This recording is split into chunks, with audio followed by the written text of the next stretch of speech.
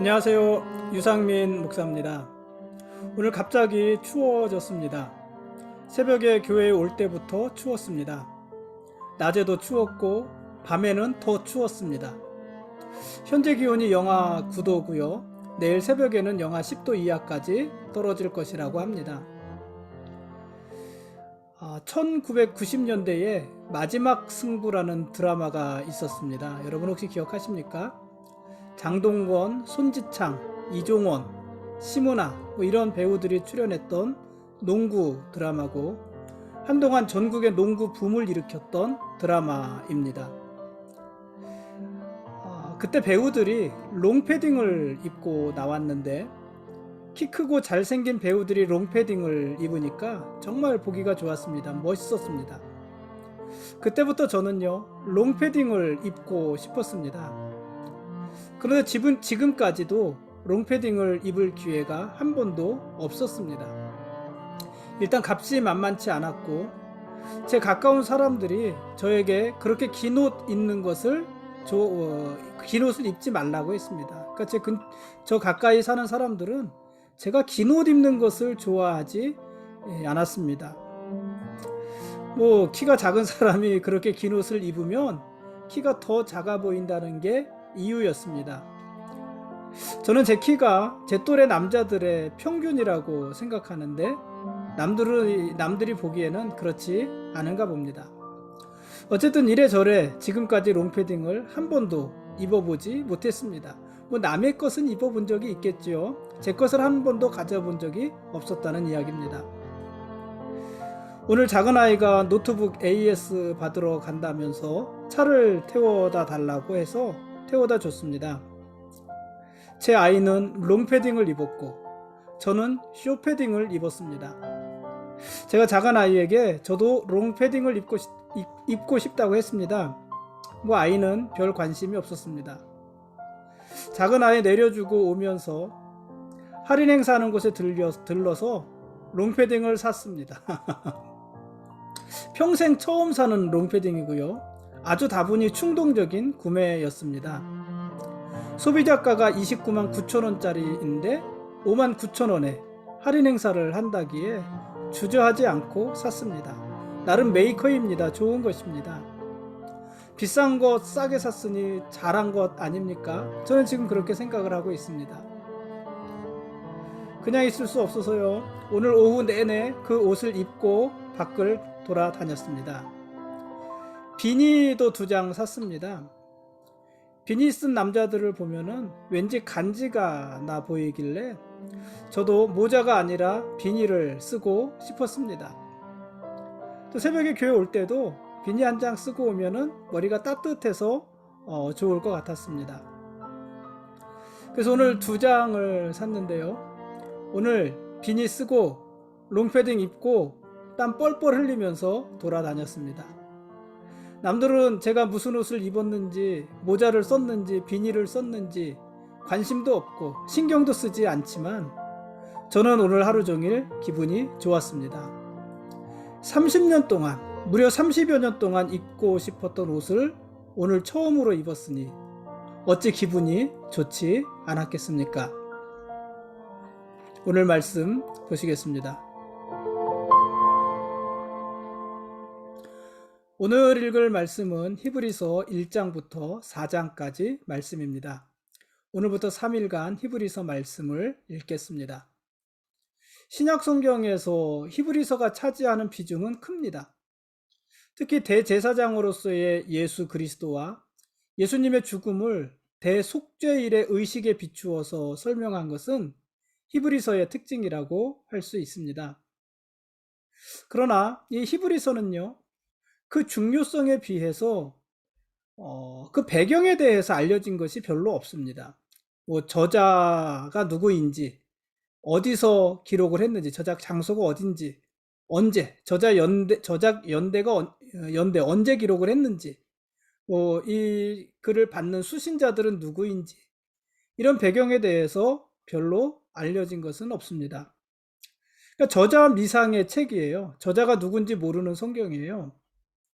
한때는 이 히브리서의 저자가 사도 바울이었을 것이라고 추측하기도 했습니다. 그러나 히브리서의 저자가 바울이라는 근거는 어디에도 없습니다. 바울 외에도요, 히브리서의 저자로 추측됐던 사람들이 아주 많습니다. 바나바, 아볼로, 베드로, 누가, 빌립, 스데반, 실라, 유다, 브리스길라와 아굴라, 마리아. 이들이 모두 히브리서의 저자로 거론되었던 사람들입니다. 그러나 이 사람들 중 어느 누구도 히브리서의 저자로 단정할 사람은 없습니다. 그래서 오리겐 같은 사람은, 오리겐은 초대교회 당시 교부인데, 이 오리겐 같은 사람은 히브리서의 저자는 하나님만이 아신다, 이렇게 말을 했습니다. 그리고 그 말을 오늘날도 많은 사람들이 인용하고 있습니다. 히브리서의 저자는 하나님만 아신다. 누가 썼는지 아무도 모른다는 말입니다. 앞으로 연구가 더 되어지면 히브리서의 저자가 누군지 밝혀질 수도 있겠지만은 지금까지는 히브리서의 저자가 누군지 알 수 없습니다. 그런데 구체적으로 누가 히브리서를 썼는가 하는 것은 알 수 없지만은 히브리서를 쓴 사람이 어떤 사람이었는가 하는 것은 우리가 몇 가지 추측할 수가 있습니다. 그러니까 구체적으로 누구였을까가 아니라 어떤 사람이었을까, 이런 것을 추측할 수 있다는 얘기예요. 먼저 이 히브리서의 저자는요, 헬라 사상과 수사학에 익숙하고요, 구약 성경을 잘 아는 사람이었습니다. 그러니까 구약 성경의 유대의 배경, 히브리적인 배경도 잘 알고 있고 헬라적인 배경도 잘 알고 있었던 사람이다 하는 이야기입니다. 그리고 이 사람은 아마도 바울의 동역자였을 것이고, 그리고 히브리서 13장 23절 말씀에 보면은 디모데, 바울이 아들처럼 여겼던 디모데와는 아주 잘 아는 사람이었을 것이라고 생각할 수 있습니다. 또 이 히브리서의 저자는요, 구약 성경의 율법과 제사 제도에 대해서도 아주 해박한 지식과 통찰력을 가지고 있었던 사람입니다. 그래서 이 히브리서의 저자는 히브리서를 기록하면서 구약 성경을 아주 자유자재로 인용을 하면서요, 율법과 제사가 지향하는 예수 그리스도를 소개할 수 있었던 사람인 것입니다. 그러니까 생각해보면 이런 기준을 다 갖추고 있는 사람이 누구였을까 생각하면은 바울이 떠오르기도 합니다.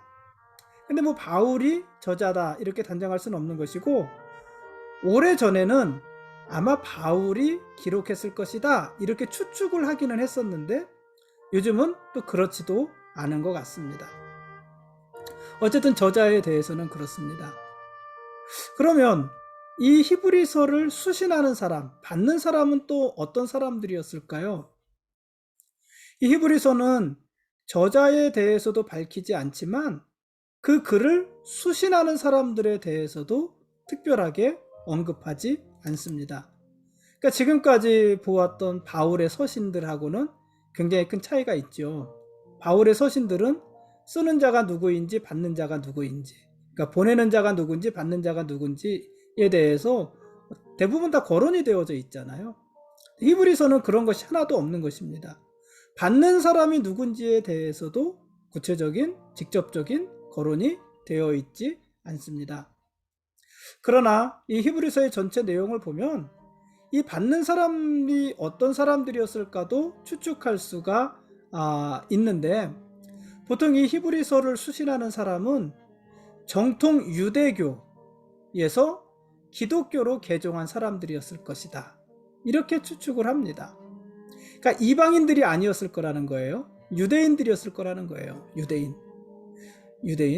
원래는 유대교의 배경을 가지고 있는 유대인들이었는데 유대교에서 기독교로 개종한 사람들, 이들이었을 것이라고 추측을 합니다. 왜냐하면 이 히브리서에는요, 구약의 인용이 유달리 많이 있거든요. 구약 성경이 아주 많이 인용이 됩니다.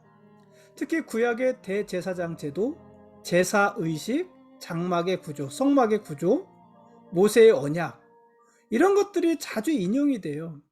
그러니까 거기에 대해서 하나하나 일일이 설명하지 않아도 인용해서 말하면 알아들을 수 있는 사람들이었다는 거예요.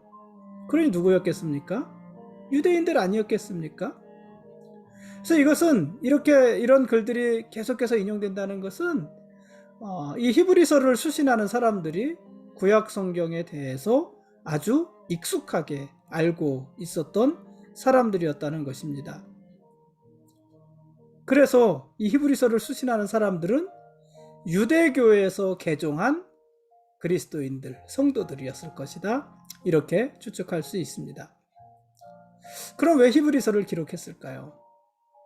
이 히브리서가 기록된 때가 언제인지에 대해서도 정확히 알 수는 없거든요.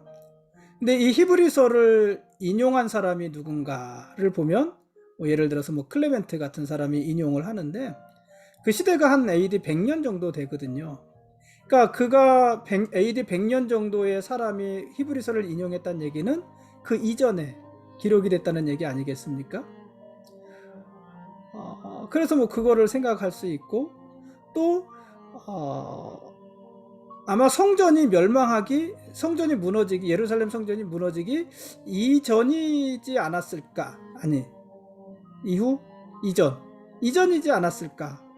이런 또 추측들도 하고, 그래서 그런 것들을 앞뒤로 따져서 이렇게 생각을 해보면은 아마 이 히브리서는 AD 70년경에 기록된 것이 아닐까.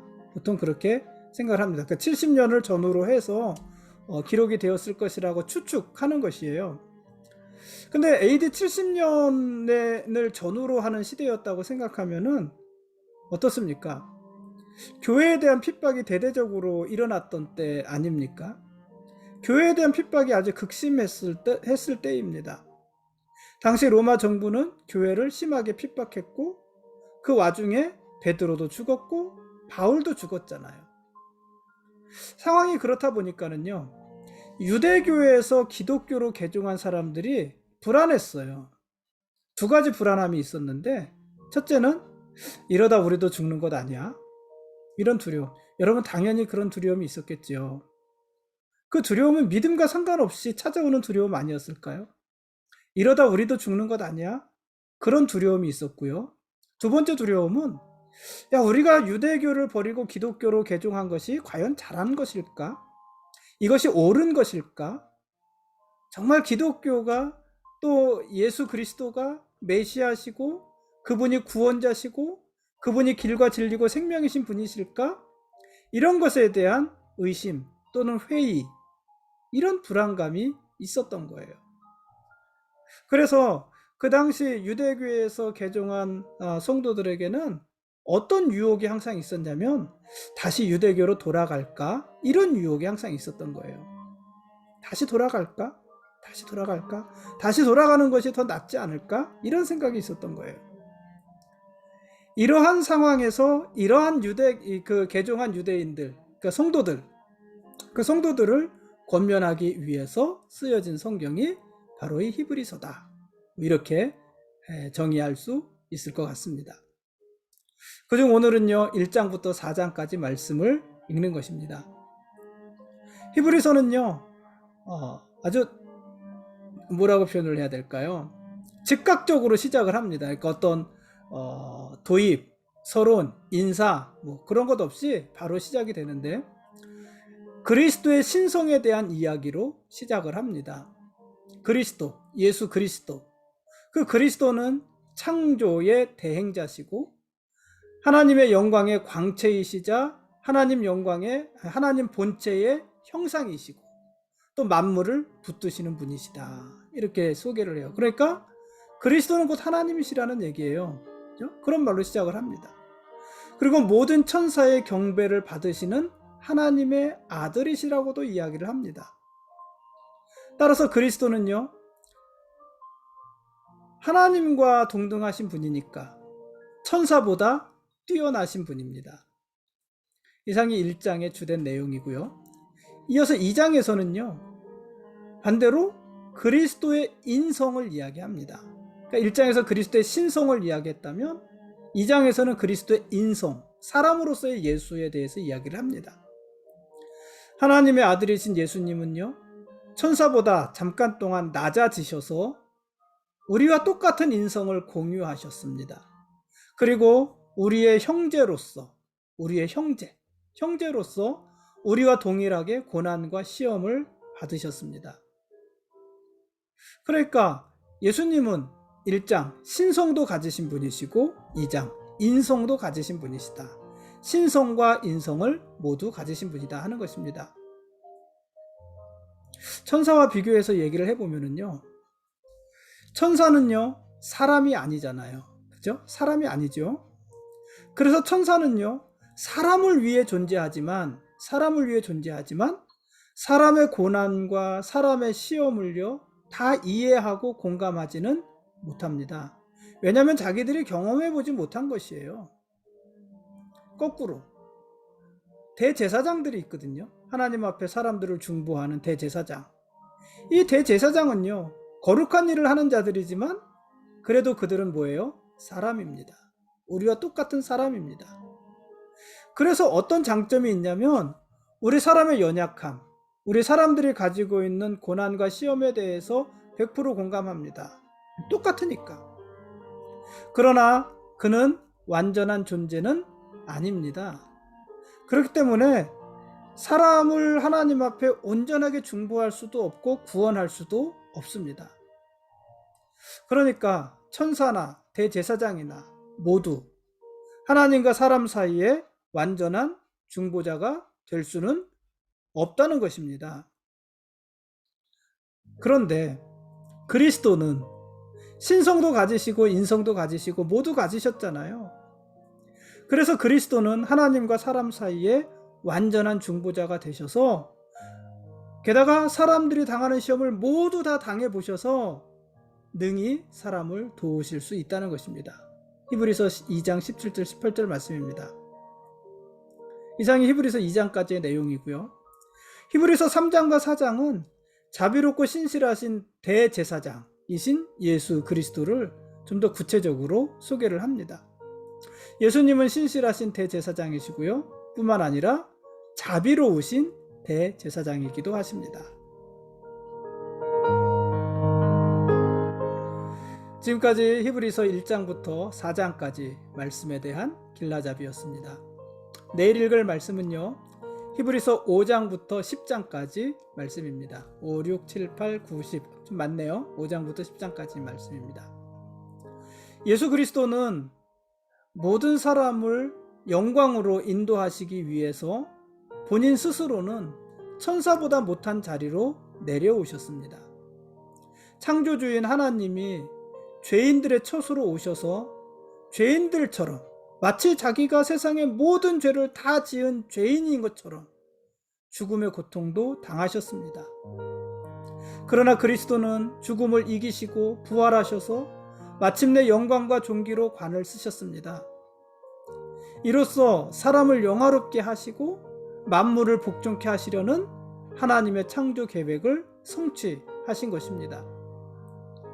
예수 그리스도는요, 또한 우리를 은혜의 보좌 앞으로 인도하는 대제사장의 역할도 하십니다. 대제사장이기도 하십니다. 예수님은 죄 없는 하나님의 아들이시지만 죄인과 같은 몸으로 세상에 오셔서 우리와 똑같은 시험을 다 받으셨습니다. 예수님께서 이렇게 하신 것은 대제사장으로서 우리의 연약함을 동정하시고 우리로 하나님의 자비하심을 얻도록 중보하시기 위함이셨습니다.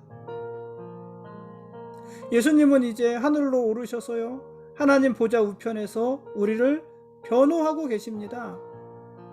하늘에 계신 대제사장으로 인해서, 그 예수 그리스도로 인해서 우리는 하나님의 보좌 앞에 아무런 두려움 없이 담대히 나아갈 길을 얻게 된 것입니다.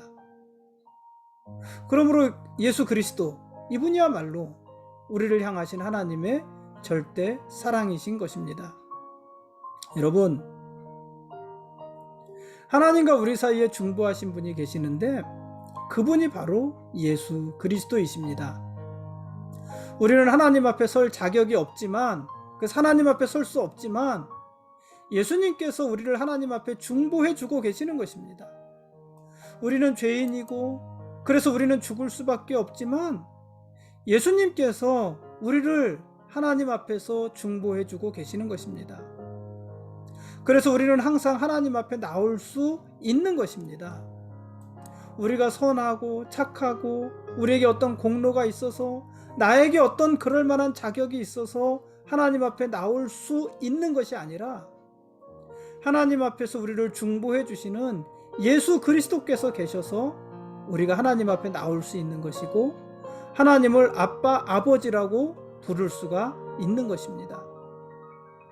그러니까 여러분, 우리는 우리의 공로로 하나님 앞에 서는 것이 아니라 예수님의 중보하심으로 하나님 앞에 설 수 있는 것입니다. 그래서 예수 그리스도가 우리의 사랑이고 은혜인 것입니다. 여러분, 예수 믿으면 불편한 것이 많지요. 특히 요즘과 같은 시대에 예수 믿는 것이 쉽지 않지요.